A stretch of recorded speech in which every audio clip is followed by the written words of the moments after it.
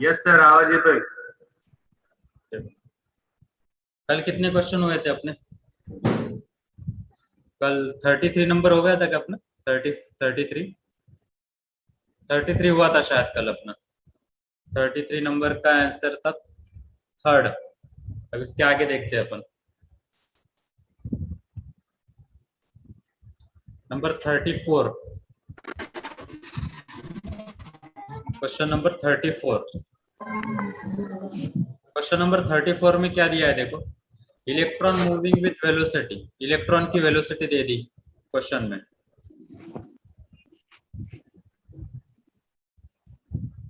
ये इलेक्ट्रॉन की वेलोसिटी ये दे दी, साथ में बोला de Broglie wavelength associated with electron और मास दिया है।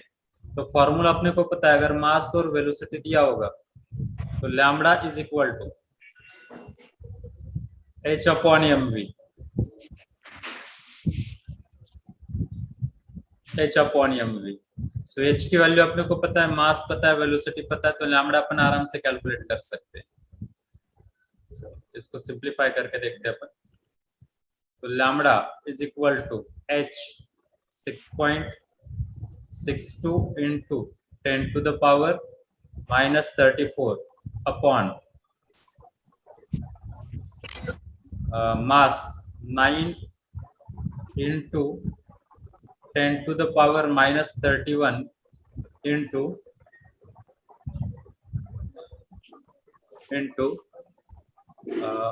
velocity 6.6 into 10 to the power 3 metre per second. तो सेम टर्म कैंसिल कर दो, तो 6.6 से 6.6 कैंसिल होगा। अब बचा के यहाँ पे पावर है -31, ये -31, ये +3, तो ये बना -28। अब -28 अगर ऊपर जाएगा, -28 ऊपर जाएगा तो ये बनेगा +28, मतलब लैम्बडा इज इक्वल टू लिखा जाएगा 1/9 into 10 to the power -34 into 10 to the power -28। अभी सॉरी +28, माइनस था ना, माइनस ऊपर जाके प्लस, तो ये बचा पावर -6। तो आंसर आया lambda is equal to 1/9 into 10 to the power -6। अब 1/9 मतलब इसको अप्रोक्सीमेटली ले लो, तो अप्रोक्सीमेटली इसको 10 लिख सकते हैं ना, तो 1/10 का मतलब क्या, 0.1। तो लैम्बडा का आंसर कितना आएगा फिर, 1 into 10 to the power -7 metre आ जाएगा। ये आंसर है ऑप्शन नंबर थर्ड। सिंपल ये फॉर्मूला यूज किया और फॉर्मूले के बाद में कैलकुलेशन करना है तुमको, और इसमें कुछ भी नहीं है। चलो नेक्स्ट क्वेश्चन देखते हैं।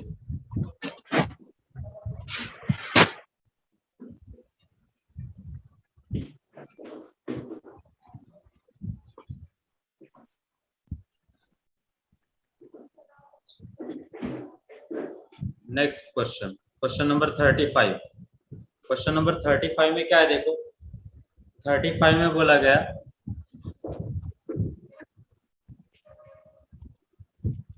energy that should be added to an electron to reduce its de Broglie wavelength from 10 to the power -10 meter to 0.5 into 10 to the power -10 metre.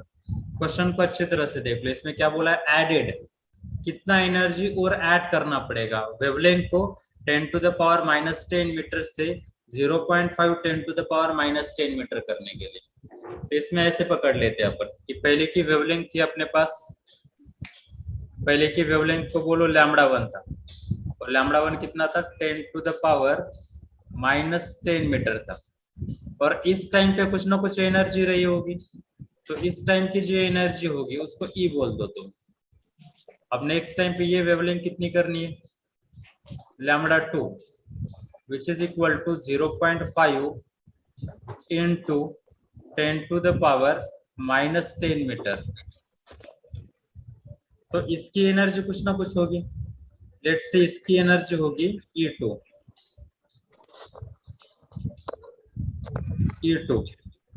अब वो E2 तो पता नहीं है अपने को, सबसे पहले अपन E2 निकालेंगे और E2 की कुछ ना कुछ वैल्यू आएगी।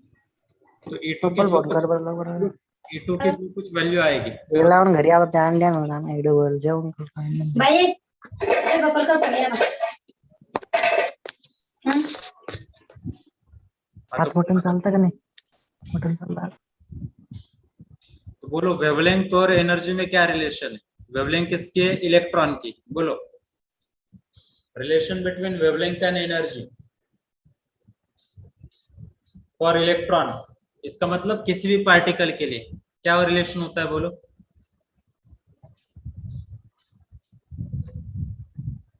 Relation between wavelength and energy for any particle. Formula lambda is equal to h upon square root of 2me ये रिलेशन होता है, राइट। तो इसमें लैम्बडा और एनर्जी में क्या रिलेशन आया? स्क्वायर रूट का रिलेशन आया। तो इसको ऐसे लिख सकते हैं अपन, lambda is inversely proportional to square root of p। बस इससे दो केस बना लो। अब इसमें अब दो केस क्या बनाएंगे अपन, यहाँ पे लिख लेते हैं अपन दो केस कौन से होंगे? तो लैम्बडा 2 ऐसे लिखता हूं मैं, lambda 1 upon lambda 2 is equal to square root of क्या आएगा? बोलो क्या आने वाला है यहाँ पे? E1 bye E2 E1 by E2। अब यहाँ से क्या करेंगे? स्क्वायर रूट को रिमूव कर दो। लैम्बडा 1 लैम्बडा 2 की वैल्यू रखो। लैम्बडा 1 की वैल्यू कितनी है? 10 टू द पावर -10 मीटर और लैम्बडा 2 की वैल्यू है 0.5 10 टू द पावर -10 मीटर। तो 10 टू द पावर -10 कैंसिल ना, बचेगा क्या? 1 अपॉन 0.5 और 1 अपॉन 0.5 का मतलब क्या? 2 और E1 E2 का स्क्वायर रूट ले लो तो 2 का स्क्वायर कितना बनेगा? 4। तो ये आंसर कितना बनेगा? देखो 4 इज इक्वल टू, ये E2 बाई E1 था, सॉरी उल्टा था ना रिलेशन, तो ये E2 बाई E1 था। तो 4 टाइम्स E2 बाय E1 और E1 की वैल्यू कितनी थी? E, तो यहाँ पे नीचे रख दो ये E। तो E2 का आंसर कितना आया? E2 का आंसर आ गया अपना E2 बराबर 4 टाइम्स ऑफ V। लेकिन अपना आंसर ये नहीं है देखो, क्योंकि क्वेश्चन में अपने को क्या पूछा हुआ है? क्वेश्चन में अपने को पूछा है कि पहले जो एनर्जी थी उसमें कितनी एनर्जी ऐड करनी पड़ेगी, तब जाके answer 10 to the power -10 metre से 0.5 10 टू द पावर -10 होगा। तो देखो पहले एनर्जी E थी, अब एनर्जी बन गई 4E, अब एनर्जी बन गई 4E, मतलब कितनी एनर्जी ऐड करनी पड़ेगी? बोलो पहली एनर्जी थी E, अब एनर्जी बनी 4E, तो कितनी एनर्जी ऐड करनी पड़ेगी? 3 ना। तो अब एनर्जी याद करनी पड़ेगी 3, मतलब जो आंसर आएगा वो आंसर होगा answer option number 4, is the initial energy. अगर उसने पूछा होता कितनी एनर्जी लगेगी, मतलब how many times energy, times मतलब मल्टीप्लिकेशन, तो पहले के कितने टाइम्स? 4 टाइम्स। लेकिन उसने क्वेश्चन ऐसे पूछ लिया कितनी ऐड करनी पड़ेगी, तो क्वेश्चन पढ़ते समय तुमको ये अच्छे तरह से देखना पड़ेगा। नेक्स्ट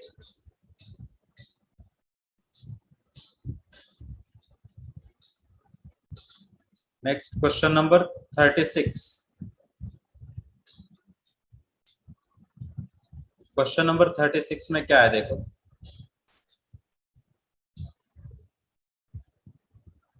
इसका तो ये आंसर 36 में क्या दिया है अपने को?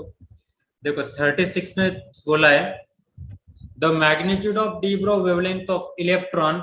कौन से पार्टिकल यहाँ पे? Electron, proton, neutron and alpha particle, all having same kinetic energy. सबकी काइनेटिक एनर्जी सेम है, 1 मेगा इलेक्ट्रॉन वोल्ट के बराबर। और उसने बोला है कि जो डी ब्रो वेवलेंथ थे उसको इंक्रीजिंग ऑर्डर में मैनेज करो। अब पहले तो डी ब्रो वेवलेंथ का फॉर्मूला जब एनर्जी पता होगी, अभी लिखा था थोड़ी देर पहले फॉर्मूला, क्या था formula? Lambda is equal to h upon 2me, ये फॉर्मूला था। अब तुम इसमें देखोगे तो सबके लिए H सेम आएगा, सबके लिए 2 भी सेम आएगा और सबके लिए E भी सेम आएगा। मतलब वेवलेंथ सिर्फ किसके ऊपर डिपेंड रहेगी? स्क्वायर रूट ऑफ मास के ऊपर। Wavelength only depend on square root of mass. अब यहाँ पे देखो, जिसका मास ज्यादा होगा, जिसका मास ज्यादा होगा उसकी डी ब्रो वेवलेंथ कम होगी, सिंपल सी बात। जिसका मास ज्यादा उसकी डी ब्रो वेवलेंथ कम। तो मुझे बताओ, इलेक्ट्रॉन, प्रोटॉन, न्यूट्रॉन और अल्फा पार्टिकल में सबसे ज्यादा मास किसका होता है? बोलो, सबसे ज्यादा मास किसका है?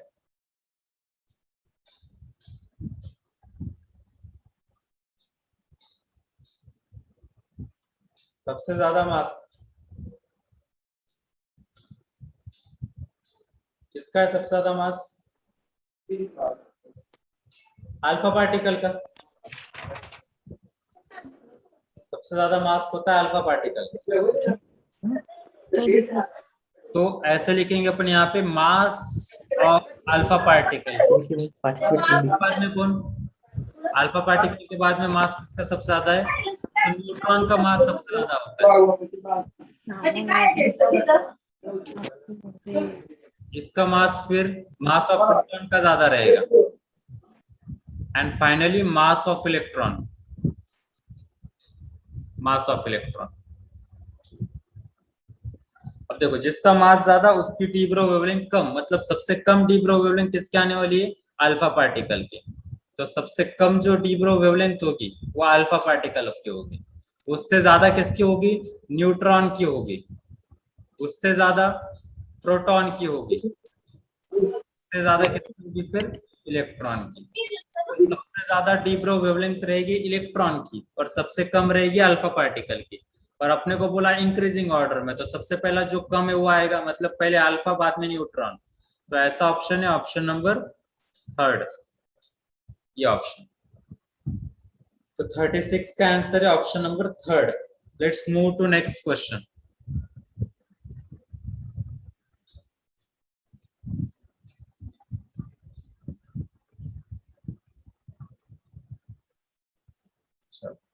नेक्स्ट क्वेश्चन में क्या है अपने पास? Accelerating voltage of electron gun. Electron gun का वोल्टेज दे के रखा है और वो वोल्टेज दे के रखा है 50,000। 5 into 10 to the power 4 volt. और बाद में बोला है de Broglie wavelength of electron. बोलो de Broglie wavelength of electron का फॉर्मूला क्या? फॉर्मूला इलेक्ट्रॉन का डी ब्रो वेवलेंथ का 12.27 upon square root of V angstrom unit. अब इसमें वैल्यू पुट करो और देखो आंसर क्या आ रहा है। V की जगह पे 5 into 10 to the power 4 रखो और आंसर बोलो इसका क्या है।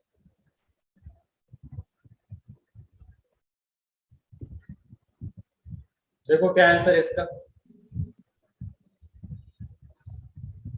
तो V के जगह पे बस तुमको ये नंबर रखना है, 5 into 10 to the power -2। तो ये होगा फिर 12.27 एज इट इज रहेगा। और 5 का स्क्वायर रूट लगभग 2 पॉइंट समथिंग, तो इसको 2 पकड़ लो तुम। और इनटू ये 4 था ना यहाँ पे, सॉरी यहाँ पे 4 था, तो 4 का स्क्वायर रूट आएगा 10 to the power 2, राइट। अब इसको कैंसिल कर दो तो ये कितना आएगा? 6 पॉइंट समथिंग आएगा कुछ। तो ये होगा 6 पॉइंट समथिंग, तो 6.1 पकड़ लो, ऐसे कुछ आएगा 6.1 ऐसे कुछ। इनटू नीचे वाला +2 ऊपर जाएगा तो -2 एंगस्ट्रॉम यूनिट। मतलब इसको क्या लिखेंगे? 0.06 एंगस्ट्रॉम यूनिट। अब इसके रेंज वाला आंसर देखो कौन सा है, 0.06 एंगस्ट्रॉम यूनिट वाला। अब ये जो नंबर है 0.06 से ज्यादा होगा, क्योंकि इस ये 2.5, मतलब इसका जो आंसर आएगा, आंसर ऑप्शन नंबर 2 होगा। कैलकुलेशन करने पे तुमको दिखाई देगा। तो 37 का आंसर बना ऑप्शन नंबर 2। बस फॉर्मूले और कैलकुलेशन है और कुछ नहीं इसमें। तुम दो चीजें समझ गए तो फिर इजी बन जाएगा वो। चलो आगे बढ़ते हैं अपन क्वेश्चन नंबर 38 की तरफ। क्वेश्चन नंबर 38 में क्या है देखो।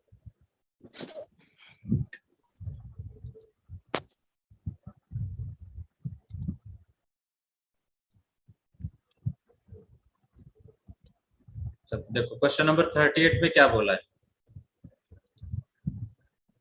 क्वेश्चन नंबर 38 में बोला है if the mass of neutron 1.7 10 to the power minus 27 kg then d Broglie wavelength of neutron of energy 3 electron volt। बोलो न्यूट्रॉन का डी ब्रो वेवलेंथ का फॉर्मूला, फॉर्मूले पता ही होने चाहिए। डी ब्रो वेवलेंथ का फॉर्मूला न्यूट्रॉन के लिए क्या फॉर्मूला है? 0.286 upon square root of, upon square root में क्या होता है नीचे बोलो, E electron volt angstrom unit. तो ई के जगह पे ई की वैल्यू रखो, तो ई की वैल्यू कितनी यहाँ पे अपने पास 3, ई की वैल्यू 3। फिर इसको सिंप्लीफाई कर लो तो lambda neutron is equal to 0.286 upon 1.73 angstrom unit. अब इसको सिंप्लीफाई करके देखो, अब तुम इसको सिंप्लीफाई करोगे तो आंसर आएगा ऑप्शन नंबर सेकंड। कैलकुलेशन करना पड़ेगा तुमको इसको। चलो अगला क्वेश्चन, क्वेश्चन नंबर 39, इसको रफ करता हूं मैं, तुम साथ में लिखते चलो।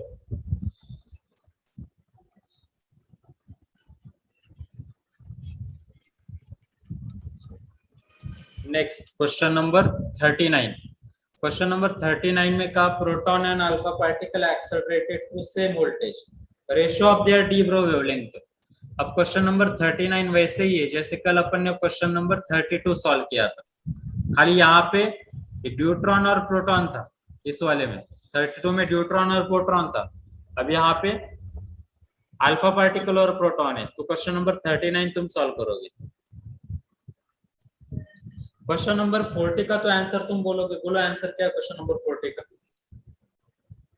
क्वेश्चन नंबर 40 का आंसर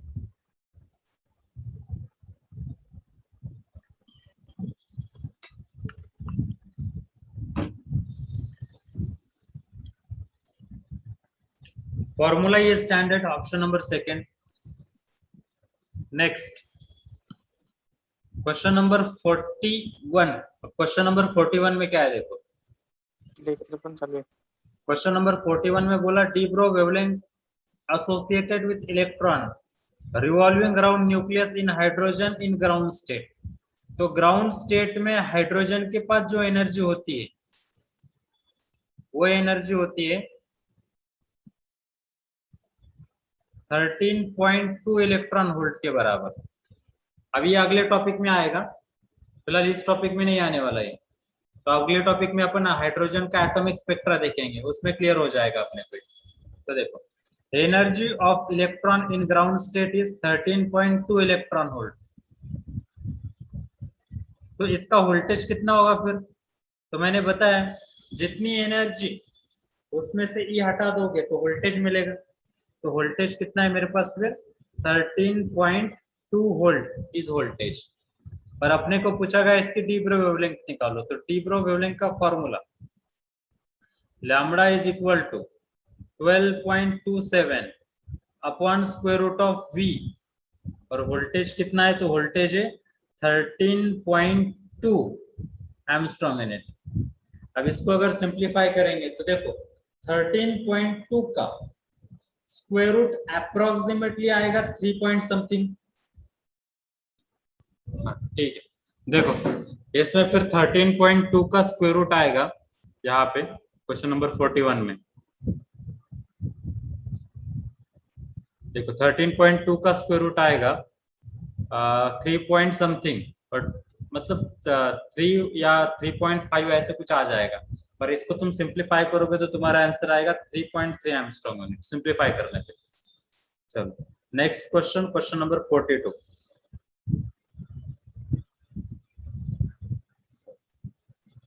क्वेश्चन नंबर 42 में क्या है देखो अभी। क्वेश्चन नंबर 42 में बोला है wavelength of very fast moving electron is. अब यहाँ पे एक कंसेप्ट देखो, अगर कोई भी चीज की वेलोसिटी स्पीड ऑफ लाइट के बराबर बनती है, मान लो कोई भी चीज है मेरे पास, मैंने उसको फेंका तो उसके पास कुछ ना कुछ वेलोसिटी आई होगी या स्पीड आई होगी। अगर उसकी स्पीड स्पीड ऑफ लाइट के बराबर होगी, अगर उसकी स्पीड स्पीड ऑफ लाइट के बराबर होगी तो उसका मास चेंज होना स्टार्ट हो जाएगा। और मास कितना होगा तो वो निकालने का formula m0 divided by 1 upon square root of 1 minus v square by c square. ये m0 क्या है तो रेस्ट मास कहते हैं इसको अपन, रेस्ट मास। ये m क्या है तो इसे अपन बोलेंगे जब फेंकने के बाद जो मास आएगा वो, क्योंकि मास चेंज होते रहता है तो तुम इसको मोशनल मास भी कह सकते हो, मोशनल मास कह सकते हैं इसको अपन। और v क्या है, जितने तेज अपन ने फेंका, मतलब जितने स्पीड से अपन ने फेंका वो स्पीड, तो ये स्पीड। और c क्या है तो c सबको पता होता है, speed of light, speed of light. ये फॉर्मूला कब यूज होता है, जब भी अपन अपनी वेलोसिटी स्पीड ऑफ लाइट के बराबर होगी तभी यूज होता है, अदरवाइज यूज नहीं होता। अब यहाँ पे देखो उसने बोला wavelength of very fast moving electron और स्पीड कितनी है c के बराबर। तो वेवलेंथ का फॉर्मूला तो मुझे पता है, डी ब्रो वेवलेंथ का h अपॉन m v। तो मास चेंज होगा, देखो मास की जगह पे क्या रखना पड़ेगा, ये वाला इक्वेशन रखना पड़ेगा ऊपर का। तो मास की जगह पे वो वाला इक्वेशन अगर अपन रखेंगे तो एक आंसर कितना आएगा, देखो यहाँ m के जगह पे आएगा m0, मतलब m0 भी नीचे बाकी टर्म ऊपर, which means answer is option number 4। ये कंसेप्ट याद में रखो, इसे रिलेटिविस्टिक केस कहते हैं, रिलेटिविटी में काम में आता है। It is relativistic case. Relativistic case मतलब ऐसा केस जिसमें स्पीड ऑफ लाइट, मतलब स्पीड ऑफ लाइट के बराबर या उससे ज्यादा होगी, वैसा case. Next question number 43। Question number 43 में क्या है देखो, which experiment explains wave nature of electron. तो ये देखा है अपन ने, किसने एक्सपेरिमेंटल प्रूफ किया, तो डेविजन जर्मर ने एक्सपेरिमेंटल प्रूफ किया, व्हिच मींस इसका आंसर होगा option number 2। Let's move to next question.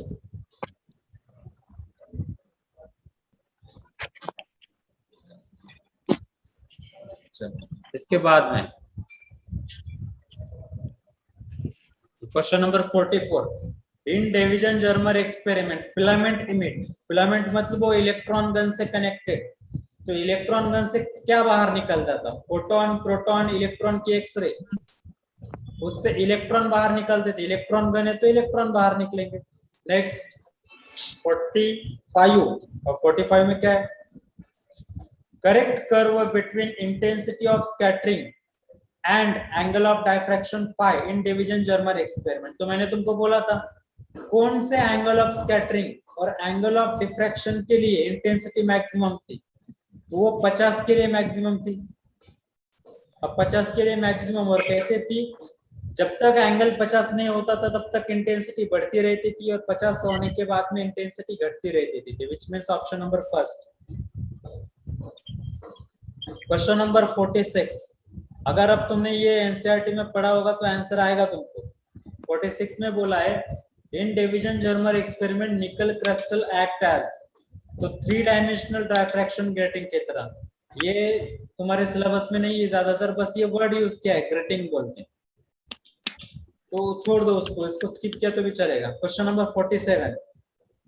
47 में the diffracted wave in Davisson Germer experiment are, diffraction किसका होता था, इलेक्ट्रॉन का, है ना, क्योंकि इलेक्ट्रॉन गन से इलेक्ट्रॉन निकल टारगेट के ऊपर गिरते थे और उन्हीं का पाथ चेंज होता था। तो उसने बोला डायफ्रैक्टेड वेव्स क्या है, तो diffracted waves are electron. Next 48 electron and proton have same de Broglie wavelength. Electron और प्रोटॉन का डी ब्रो वेवलेंथ सेम है. इलेक्ट्रॉन और प्रोटॉन का डी ब्रो वेवलेंथ सेम है और अपने से कहा their kinetic energy of electron कैसे होंगे, सेम होंगे कि अलग अलग होंगे, कि जीरो होंगे कि इंफिनिटी होंगे. कंडीशन ये mention, de Broglie wavelength of electron is equal to de Broglie wavelength of proton. ये कंडीशन दे दी अपने को और अपने को कहा कि काइनेटिक एनर्जी कैसे होंगे उनकी. अब तुम देखो काइनेटिक एनर्जी और वेवलेंथ में रिलेशन ये होता है, रिलेशन उसके बीच में होता है ये वाला, lambda is equal to h upon 2m relation होता है.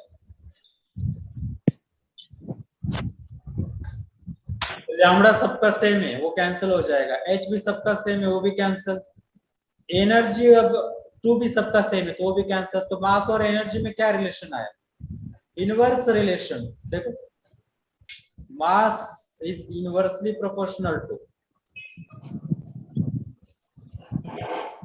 मतलब root of m is inversely proportional to energy. मतलब जिसका मास ज्यादा उसकी काइनेटिक एनर्जी कम, जिसका मास ज्यादा उसका काइनेटिक एनर्जी कम. तो किसका मास ज्यादा है, मास of proton greater then mass of electron. तो काइनेटिक एनर्जी का उल्टा होगा, तो kinetic energy of electron is greater then that of kinetic energy of proton. तो आंसर आएगा ऑप्शन नंबर 4. नेक्स्ट ये ना दो नेक्स्ट क्वेश्चन. अब 49 तो easy. D bro equation for electron shows, D bro equation क्या शो करता है, पार्टिकल नेचर, वेव नेचर की बोथ नेचर, डुअल नेचर. तो डुअल नेचर शो करता है, अपन ने पहले ही देख रखा है. Next question, question number 50.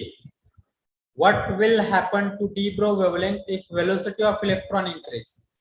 तो लैम्बडा और वेलोसिटी में रिलेशन तुमको पता होता है, lambda is equal to h upon mv. तो उसने बोला कि वेलोसिटी बढ़ेगी तो लैम्बडा का क्या होगा, जाहिर सी बात है घटेगा, घटेगा मतलब इट विल डिक्रीज. तो 50 का आंसर आ गया ऑप्शन नंबर सेकंड. 51, अब 51 में क्या देके रखा है, 51 में बोला गया कि photon of wavelength 4400 angstrom unit passing through vacuum, effective mass and momentum of photon are. तो मोमेंटम और मास बोला है उसका. तो देखो पहले मोमेंटम निकालो, किसका, फोटोन का. तो फोटोन के मोमेंटम का formula P is equal to h by lambda. ये फॉर्मूला फोटोन के लिए भी एप्लीकेबल होता है और पार्टिकल के लिए भी एप्लीकेबल होता है. तो h की जगह पे h का वैल्यू रखो 6.62 into 10 to the power minus 34 and lambda is 4.4 into 10 to the power minus 7. अब रीअरेंज करो, 2 से जाता है नहीं तो 2.2 से यहाँ पे आएगा 3 और यहाँ पे आएगा 2. तो 3/2 is 1.5. तो ये आया 1.5 into 10 to the power, ये कितना होगा,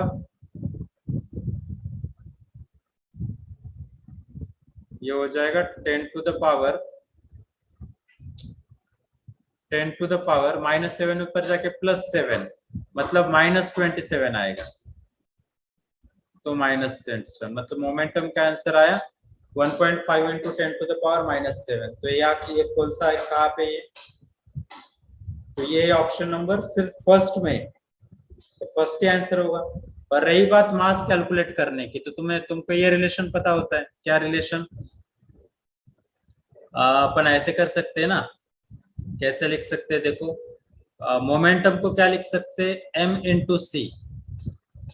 मोमेंटम को is equal to h upon lambda, और c को इसके नीचे यहाँ पे भेज दो।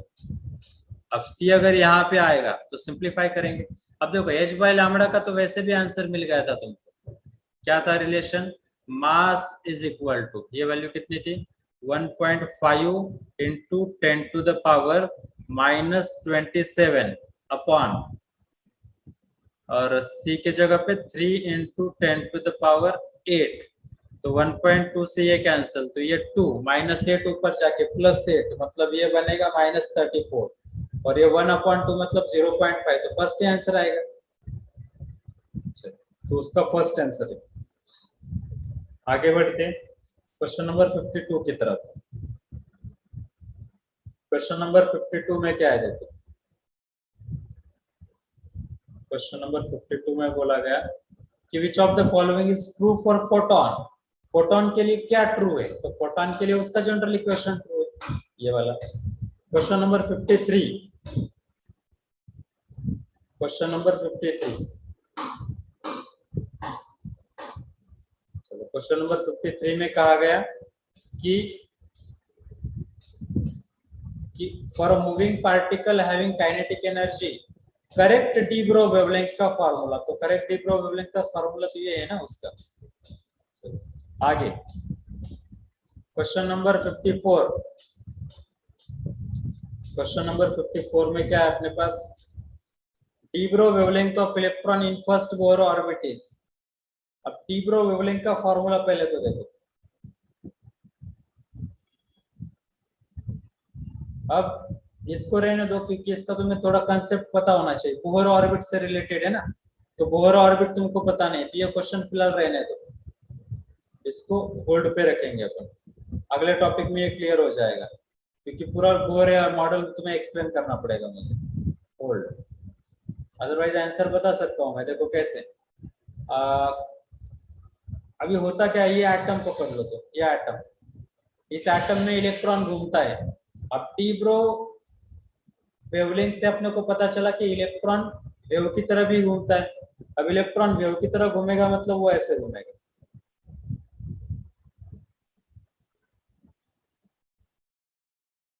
ऐसे घूमेगा, सॉरी ऐसे घूमेगा, इस तरह से, तो ये वेवलेंथ बनाएगा ना, बहुत सारी वेवलेंथ बनाएगा, तो जितनी भी वेवलेंथ ये बनाएगा, एन मतलब नंबर ऑफ वेवलेंथ, और लैम्बडा मतलब एक वेवलेंथ, वो हमेशा किसके बराबर होगी, सरकमफेरेंस के बराबर होगी, सरकमफेरेंस के बराबर, राइट। अब यहाँ पे क्या रखेंगे अपन, एन, या क्या बोला, फर्स्ट बोर ऑर्बिट, तो फर्स्ट बोर ऑर्बिट मतलब एन की जगह पे क्या रखोगे 1, तो लैम्बडा कितना आएगा, लैम्बडा आ जाएगा 2 पाई आर के बराबर, मतलब आंसर कितना आएगा, equal to circumference of first orbit, ये आंसर आ जाएगा 54 का। चलो, लेकिन वैसे भी होल्ड पे रख दो, नेक्स्ट टॉपिक में और क्लियर हो जाएगा। Okay, next question number 55,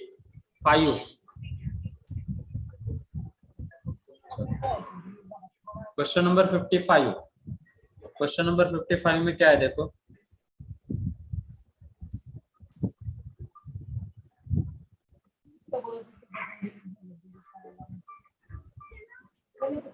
question number 55 में बोला गया कि if given particle are moving with same velocity, maximum d bro wavelength 4, देखो सबकी वेलोसिटी सेम है, तो उसने बोला डी ब्रो वेवलेंथ किसकी मैक्सिमम होगी। अब यहाँ पे देख लो, lambda is equal to h upon M V होता है, बराबर, तो वेलोसिटी तो सबकी सेम है, h भी सबके लिए सेम है, तो लैम्बडा किसको प्रोपोर्शनल है, इनवर्सली प्रोपोर्शनल टू मास, मतलब जिसका मास कम उसका लैम्बडा ज्यादा है। किसका मास कम है बोलो अभी, proton, neutron, alpha particle, beta particle, proton, neutron, beta particle, किसका, अब बीटा पार्टिकल मतलब क्या, बीटा पार्टिकल मतलब इलेक्ट्रॉन ही होते हैं, beta particle are nothing but electron, लेकिन वो न्यूक्लियस के अंदर से आते हैं, कैसे नेक्स्ट टॉपिक में देख लेंगे उसको अपन। तो प्रोटॉन, न्यूट्रॉन, अल्फा पार्टिकल और बीटा पार्टिकल में सबसे कम मास किसका होगा, बीटा पार्टिकल मतलब इलेक्ट्रॉन का होगा। ओके, नेक्स्ट क्वेश्चन,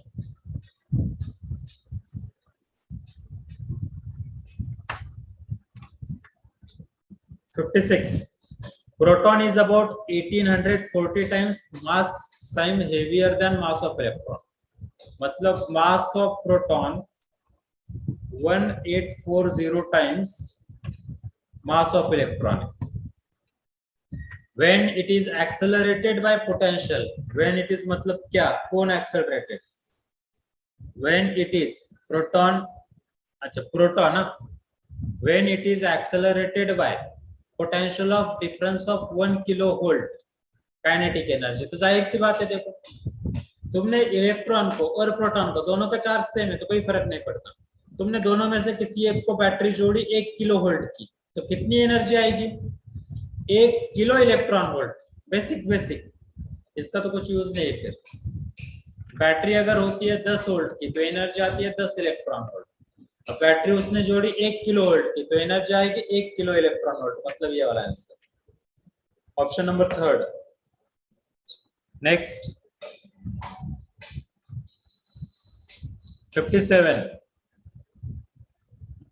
57 में क्या है? Electron photon propagate with same wavelength, that implies that. अब इलेक्ट्रॉन और फोटोन दोनों के लिए सेम फॉर्मूला एप्लीकेबल होता है, h/λ। तो देखो अगर दोनों का वेवलेंथ सेम है मतलब दोनों का पी कैसे होगा? सेम, मतलब मोमेंटम सेम दोनों के लिए, which means option number 2। 57 option number 2। 58 में according to de Broglie wavelength of electron in second orbit is 10⁻⁻10 metre, then circumference of orbit is, अभी फॉर्मूला बोला मैंने तुमको, and lambda is equal to 2πr।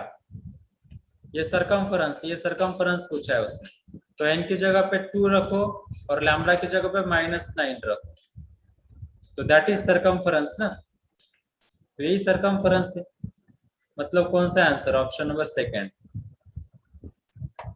चलो rough कर दो इसको। Next 58 का second. 59, if mass of spectroscopic particle as well as speed are half, then de Broglie wavelength associated with particle is increase by factor of 2, बराबर ना। ये वाला equation,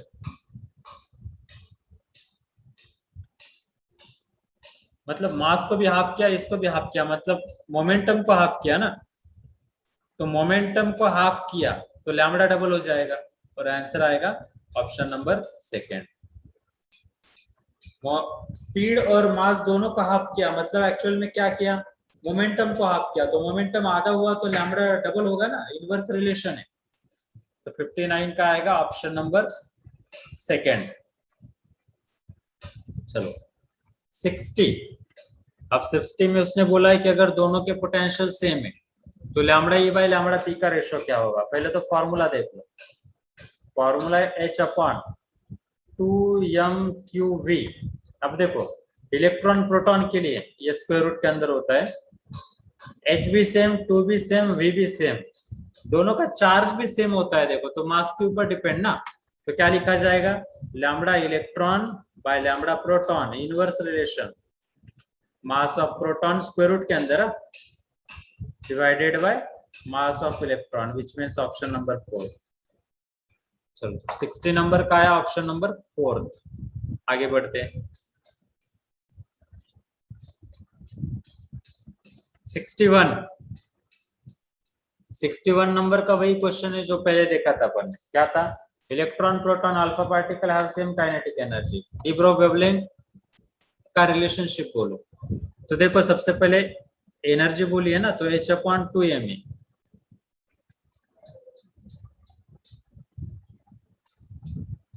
h/2me ये रहा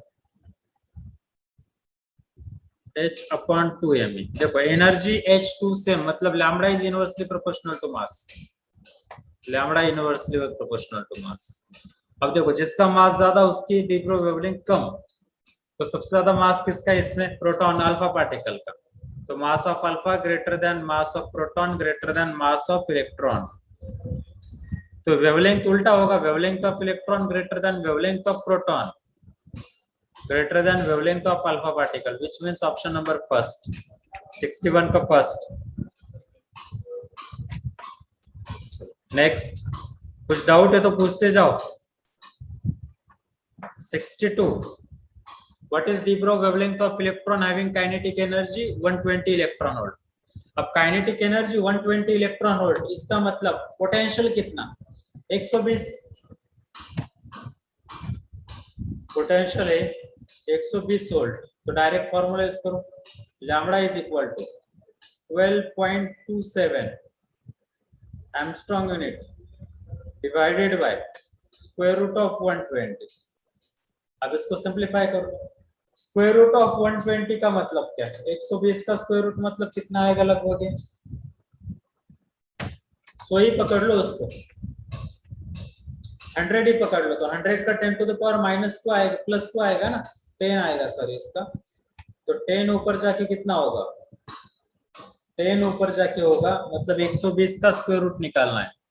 तो 11 का होता है 121, मतलब लगभग ये 11 आ जाएगा, तो लगभग इसको 10 पकड़ लो, तो ये कितना आया 12.27 अपॉन 10, तो 10 ऊपर गया तो ये कितना होगा माइनस, मतलब 1.22, और आंसर आएगा फिर 1.22, 1.22 एंगस्ट्रॉम, लेकिन आंसर पिको में दिया है तो ये 2 हटा दो, तो आंसर आएगा 112, लगभग अप्रोक्सीमेटली वही आएगा, ऑप्शन नंबर 4।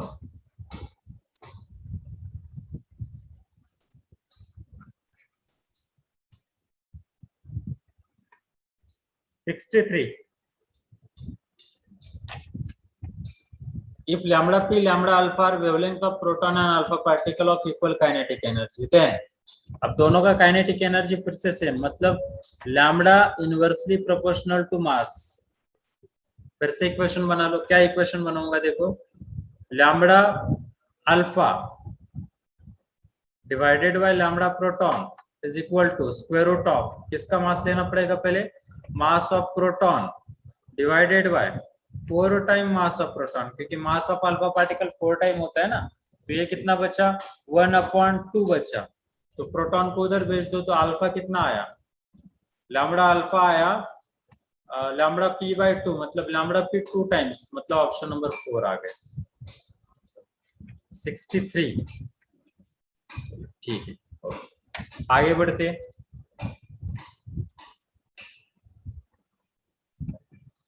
अब इसमें टोटल 3 वर्कशीट थी देखो, अब इसमें जो वर्कशीट सेकेंड है ये वाली एक्सरसाइज 2, और एक्सरसाइज 2 में लगभग 44 क्वेश्चन है, लगभग इसमें 9, आगे चलते 9 10, देखो लगभग इसमें 44 क्वेश्चन है, ये प्रीवियस ईयर क्वेश्चन है, ये क्वेश्चन तुमको सॉल्व करने हैं। देखो फिर से एक बार बोल देता हूं, exercise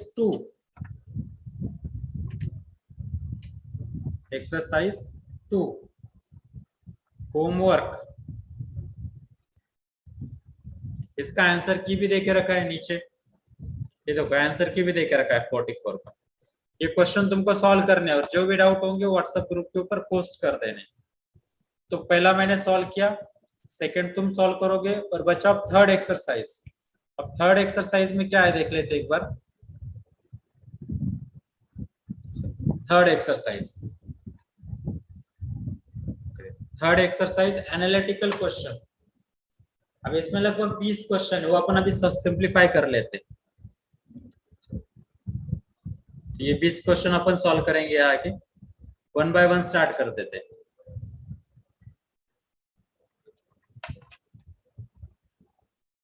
okay, question number first, laser beam. एक लेजर बीम ऐसे पकड़ लो कि ये लेजर है और इससे लाइट ऐसे निकल रही है बाहर। तो जो लेजर बीम है उसकी वेवलेंथ गिवन है, wavelength is 633 nanometre, has power, इसकी पावर देके रखी, पावर 3 मिलीवैट, मतलब 3 into 10 to the power minus 3 watt. What will be pressure exerted on surface by this beam if cross sectional area देके रखा है 3 mm square, मतलब कितना आएगा 3 into 1 mm मतलब कितना मीटर,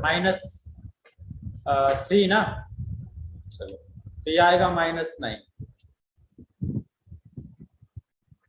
बराबर ना, mm स्क्वायर, मीटर स्क्वायर करना है ना इसका, चलो ठीक, ओके कोई बात नहीं, mm स्क्वायर -9 आ जाएगा।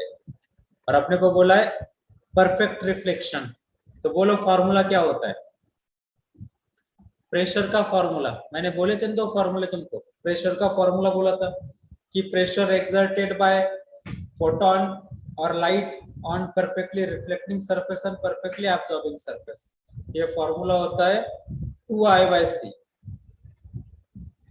अब इंटेंसिटी और इसका रिलेशन भी बोला था मैंने, तो इसको क्या लिखते हैं 2 इंटेंसिटी पावर अपॉन एरिया, तो 2P/AC। अब बस इसमें वैल्यू पुट कर लो, तो 2 पावर की जगह पे 3 into 10 to the power minus 3 upon ये प्रेशर अपॉन एरिया, एरिया है, area is 3 into 10 to the power minus 9 into C, C का कितना नंबर आएगा, C है 3 into 10 to the power 8, तो -9 प्लस 8 कैंसल, -1 ऊपर जाएगा, -1 ऊपर जाएगा तो ये बनेगा +1 मतलब +4, सॉरी ये -3 आएगा शायद, यहाँ पे मैंने गलत लिख दिया, ये -3 लेके चलो मीटर स्क्वायर, नहीं सॉरी -6 -9 नहीं, -2 का क्यूब, -3 का स्क्वायर है ना, तो -6 आएगा वो, तो यहाँ पे भी ये -6, तो -6 और ये +8 तो -2 और -2 ऊपर जाने के बाद +2 बराबर लिखा है ना मैंने।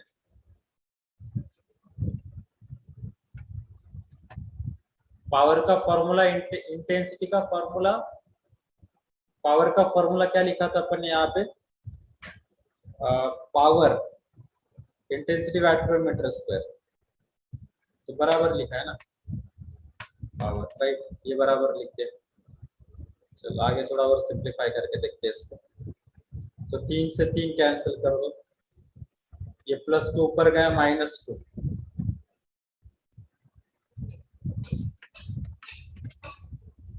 कुछ गड़बड़ इसमें शायद, लैम्बडा नहीं लिया ना मैंने, लैम्बडा की वजह से रिलीज हो, वैसे जरूरत भी नहीं होती लैम्बडा की अपने को। लेजर बीम पावर दिया था, what will be pressure exerted on beam cross sectional area 3 mm square, assume that, एक मिनट, फॉर्मूला तो यही है, प्रेशर का formula 2I/c, right, formula is correct, तो ये 2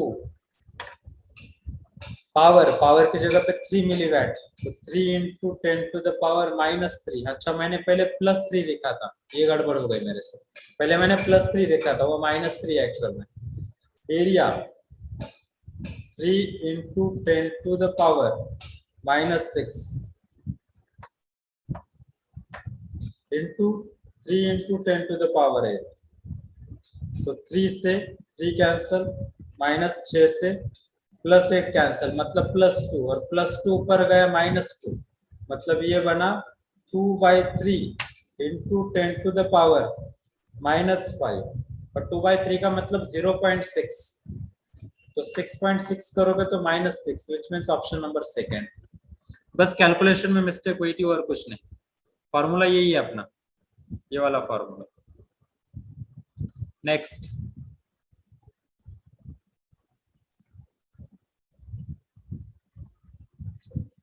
नेक्स्ट है अपना क्वेश्चन नंबर, इसको रफ कर देते एक बार,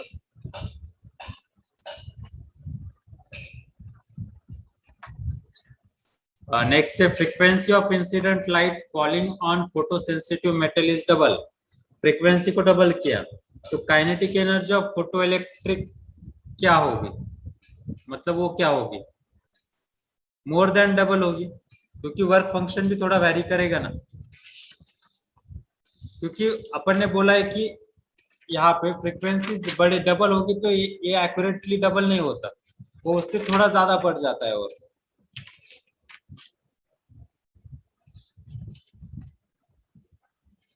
तो इसका जो आंसर आएगा वो आएगा more than double, directly very नहीं करेगा, क्योंकि इसके साथ बाकी चीजें भी वेरी होती रहती है।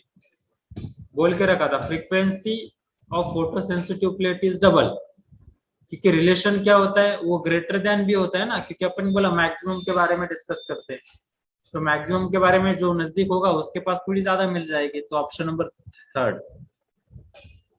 Next question number 3, threshold wavelength of tungsten. Tungsten की थ्रेशोल्ड वेवलेंथ दे दी लैम्बडा नॉट 2300 एंगस्ट्रॉम यूनिट, और साथ में बोला अल्ट्रावायलेट लाइट, इसका लैम्बडा दे दिया।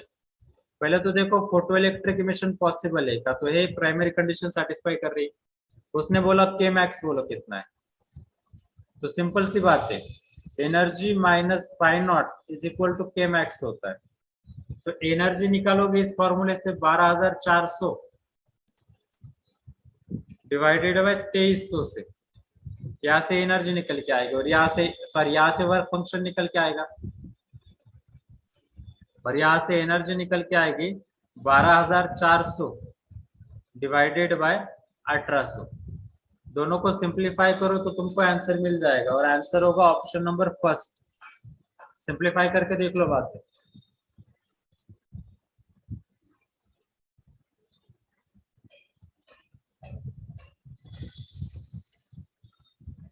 Next question number 4,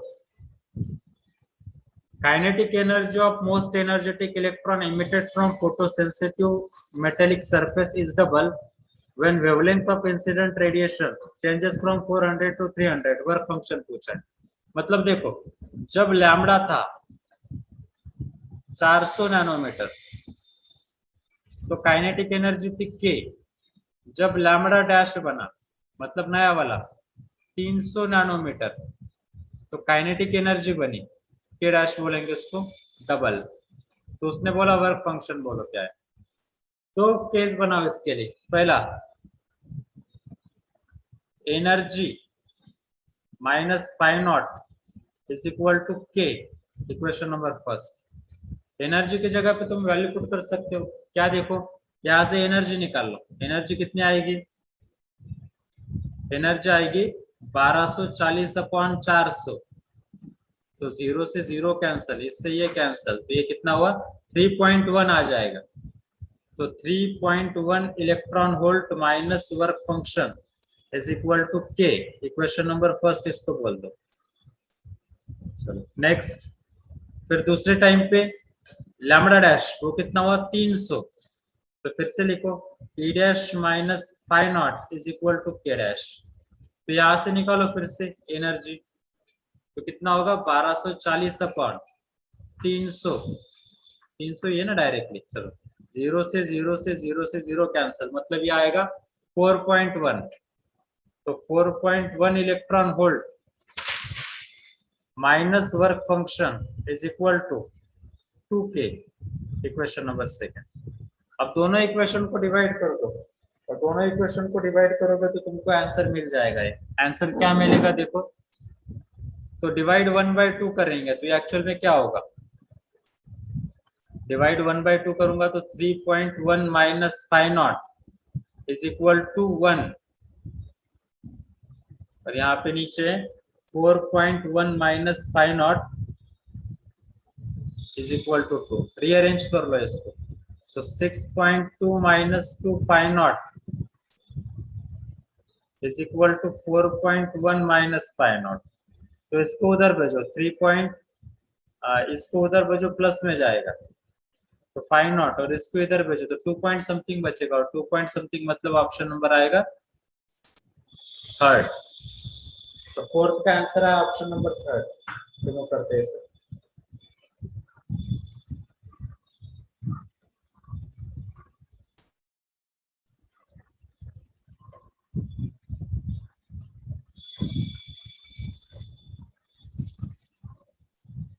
question number 5, question number 5 में क्या है देखो, if light of wavelength lambda incident on surface ejected fast electron has velocity v, मतलब जब लाइट थी lambda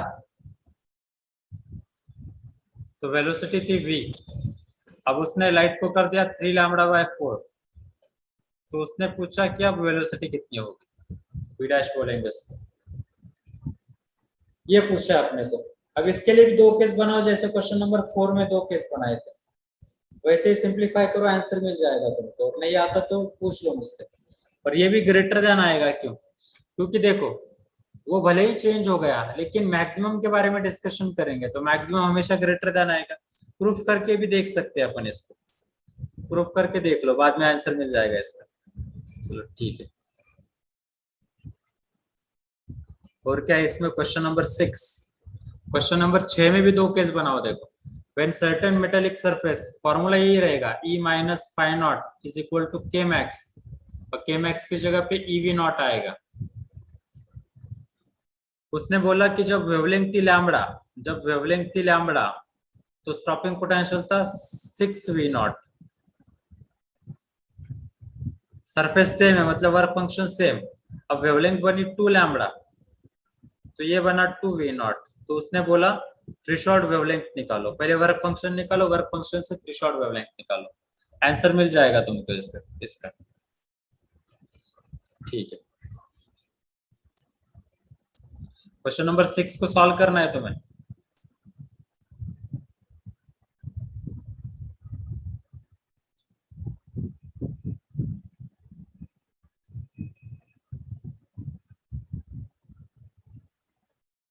question number 7, question number 7 में क्या है देखो, 2 separate monochromatic light of beam A and B of same intensity,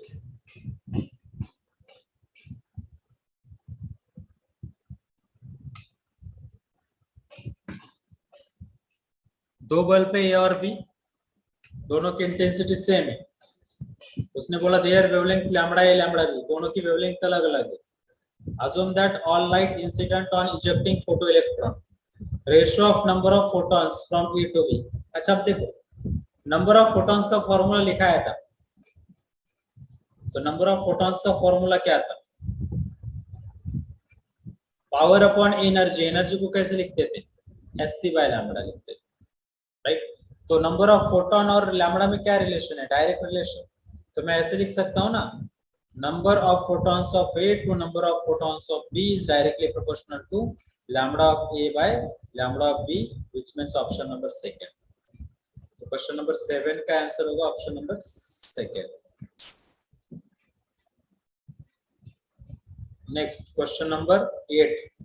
अब question number 8 theoretical है। देखो, उसने बोला threshold wavelength of photoelectric emission for metal 5200 angstrom unit, तो नीचे में से कौन सा लाइट इलेक्ट्रॉन को बाहर निकालेगा?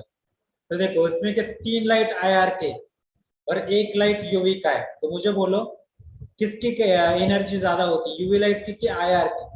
अपन इलेक्ट्रोमैग्नेटिक स्पेक्ट्रम में देखा हुआ है, तो इसका आंसर डायरेक्टली आएगा UV light, because energy of UV light is greater than energy of IR light, तो डायरेक्टली ये आंसर सेटिस्फाई हो जाएगा इसका। Next question number 9, question number 9 में बोला work function for metal A, B, C are respectively, 3 material के work function दिए। According to Einstein equation, metal which will emit photo electron of radiation, अच्छा light इसके ऊपर जो गिर रही है उसकी वेवलेंथ दे के रखी, इससे एनर्जी निकालो। 12400 डिवाइडेड बाय 4800, तो 0 से 0 से 0 0 कैंसिल, तो इसको 1 पॉइंट कर लो और इसको 1 पॉइंट कर लो, 3 पॉइंट समथिंग आएगा ना, तो 3 पॉइंट समथिंग। तो कौन से मटेरियल में से एनर्जी निकलेगी?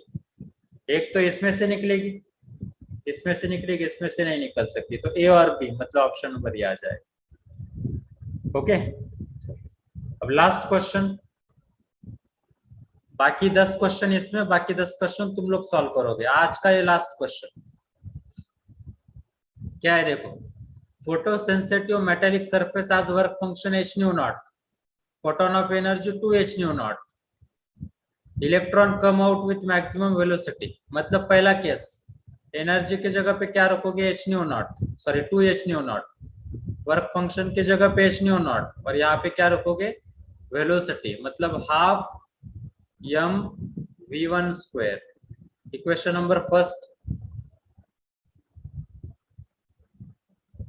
इक्वेशन नंबर फर्स्ट पहले के लिए, फिर बाद में क्या बोला, व्हेन फोटोन एनर्जी, मतलब नेक्स्ट बाद में एनर्जी की जगह पे 5h न्यू नॉट रखो, ई डैश वर्क फंक्शन तो सेम रहेगा, is equal to half m v2 square.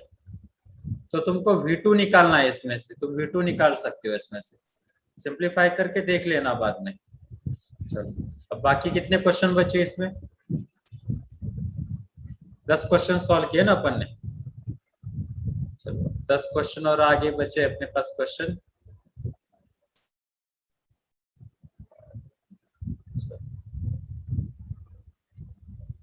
और कितने क्वेश्चन है यहाँ पे,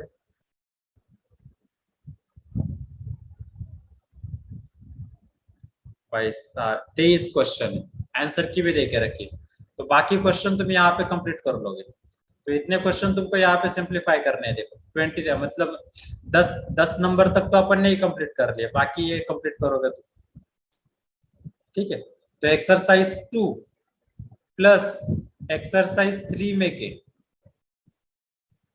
रिमेनिंग क्वेश्चन तुमको सॉल्व करने हैं, राइट। यहाँ पे टॉपिक वर्कशीट के साथ अपना कंप्लीट हो जाता है। एनसीईआरटी की एक्सरसाइज भी सॉल्व करनी है तुमको, बहुत इजी टॉपिक है, इसमें बस कैलकुलेशन है, जितना ज्यादा प्रैक्टिस करोगे उतना ज्यादा तुमको आते जाएंगे। बाकी जो भी डाउट होंगे वो ग्रुप के ऊपर तुम पोस्ट कर दोगे। आज के लिए रुक जाते हैं अपन यहाँ पे, कल से अपन नया टॉपिक चालू करेंगे, इसके आगे वाला atoms, atoms second topic modern physics में कल से स्टार्ट कर देंगे। ओके यहाँ पे रुक जाते हैं अपन, थैंक यू।